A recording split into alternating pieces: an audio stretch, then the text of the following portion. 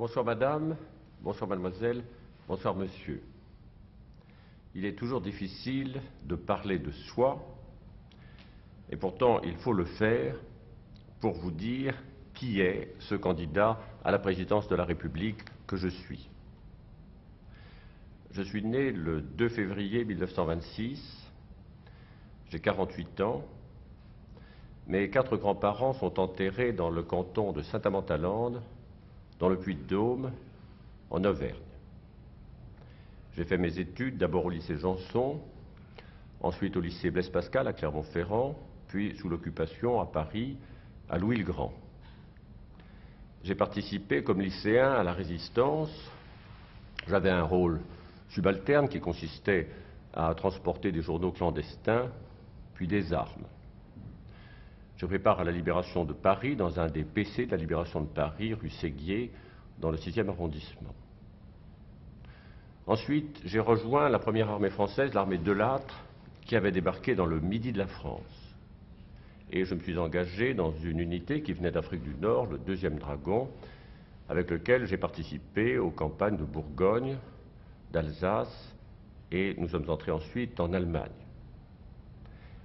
J'ai terminé la guerre comme brigadier-chef, c'est-à-dire l'équivalent de caporal-chef en infanterie, et j'ai eu la chance que ce soit mon char qui soit entré le premier dans la ville de Constance.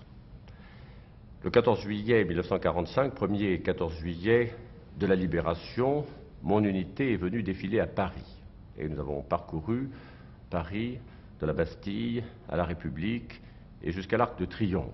C'était une journée superbe, ensoleillée, tout Paris était dehors, il y avait un enthousiasme, une gaieté dont je me souviendrai toujours. Puis j'ai repris mes études, j'ai passé le concours d'entrée à l'école polytechnique, c'est un concours, tout le monde le sait, et je suis entré en sortant de l'IX à l'école nationale d'administration. J'en suis sorti dans l'administration des finances. Et c'est là que, quelques mois après, M. Edgar Faure, qui était ministre des Finances, m'a appelé pour travailler auprès de lui à son cabinet. Je l'ai suivi quand il est devenu président du Conseil et j'ai été directeur adjoint de son cabinet à l'hôtel Matignon, à la présidence du Conseil. En 1956, il y a eu des élections générales en France à la suite de la dissolution de l'Assemblée nationale et je me suis présenté pour la première fois. J'ai été élu dans le Puy-de-Dôme et j'ai participé aux travaux du Parlement 1956-1957. En mai 1958, il y a eu, vous le savez, l'achèvement de la 4e République et nous avons eu à nous prononcer sur l'investiture du général de Gaulle comme chef du gouvernement. J'ai voté cette investiture le 1er juin 1958. En novembre de la même année, il y a eu les premières élections législatives de la 5e République au scrutin d'arrondissement. J'ai été élu député de la 2e circonscription de Clermont-Ferrand. C'est une circonscription semblable à la moyenne des circonscriptions françaises. Il y a la moitié de la ville de Clermont-Ferrand, depuis la préfecture et la cathédrale, jusqu'à l'ouest, et ensuite la campagne, jusqu'aux limites des départements de la Creuse et de la Corrèze. C'est là que je me suis toujours représenté depuis et que j'ai été réélu au premier tour à l'ensemble des élections jusqu'à l'année dernière compris. En janvier 1959, le général de Gaulle m'a nommé secrétaire d'État aux Finances auprès de M. Pinet, qui était ministre des Finances. Et je suis devenu ainsi le plus jeune ministre de la 5e République. J'ai été nommé ministre plein des Finances et des Affaires économiques en 1962 et j'ai conservé ce poste jusqu'en 1966. En 1966, au lendemain de l'élection présidentielle de 1965, le général de Gaulle a formé un nouveau gouvernement et il a confié le portefeuille de l'économie et des finances à M. Michel Debré. Il m'a proposé un autre ministère que je n'ai pas accepté. Et j'ai donc cessé de faire partie du gouvernement.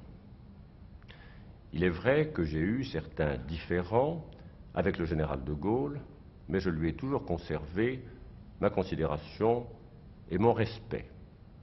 Et j'ai maintenu scrupuleusement le secret sur le contenu des 170 entretiens que j'ai eus en tête-à-tête avec lui lorsque j'étais le responsable des finances et de l'économie. En 1969, après son élection à la présidence de la République, M. Georges Pompidou m'a nommé ministre de l'économie et des finances, poste que j'ai conservé au travers des remaniements successifs jusqu'à aujourd'hui. À ce titre, j'ai géré naturellement mon ministère, mais j'ai également accompagné le président Pompidou dans un certain nombre de rencontres internationales. Je suis allé avec lui aux Açores, rencontrer le président Nixon au moment où a été décidée la dévaluation du dollar. J'ai accompagné le président Pompidou en Islande, puis aux entretiens de Rambouillet à Paris, lorsqu'il a reçu la visite de M. Brejnev. J'ai participé aux conversations franco-allemandes depuis l'origine, depuis le chancelier Adenauer jusqu'au chancelier Brandt à l'heure actuelle. J'ai représenté la France dans toutes les conférences monétaires internationales et j'ai fait en sorte, vous le savez, que certaines de ces conférences les plus importantes se tiennent à Paris. Voici, je crois, ce que je peux dire sur ma vie et sur mon activité gouvernementale. Mais ceci s'est achevé, puisque désormais je suis candidat à la présidence de la République. Je voudrais ajouter que je suis marié, que nous avons 4 enfants, 2 filles et 2 fils. Les 2 filles ont 20 ans et 13 ans, et les 2 fils ont 17 ans et 15 ans.